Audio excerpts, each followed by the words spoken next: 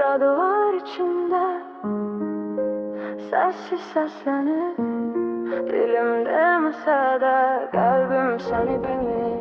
Gülürəm ama ya sana yok artık. İçimde kırılan bir şey var artık. Soruşurlar məndən necə sən indi. Cavabım hazırdı, yaxşıyam artık. Adımlarım gedir, yolum değişmir. Sensiz de hayat dayanıp geçmir. Ama oysa çıkmır içimden. Ne kadar gizletsem yine de dinmir. Bir iz koymuşsan silinmir asam. Ne kadar kaçsam yine de uğraşsam. Unutmak değiller asandı diye. Bilmirler ki sen kalbimde kalan. Sen yoksan ama her yerde varsan. Baktığım her şeyde biraz da kalan. Darıxmaq belə yorur insanı. Adını demeden yaşayıram ben. Qayıt istəmirəm, geçti belki de. Ama içim susmur yine de.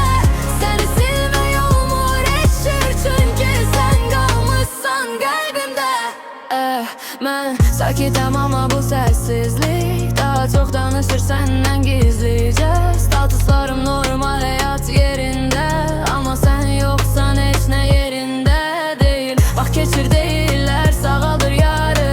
Ama bəzi izler qalır yarı yarı. Ben de öyrəşirəm yavaş yavaşsız. Sensiz bir dünyaya yarım tamamlanmamış. Bir gün unudaram mı bilmirəm hələ.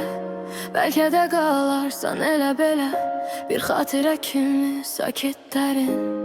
Ama həmişə qəlbimdə. Sen yoksan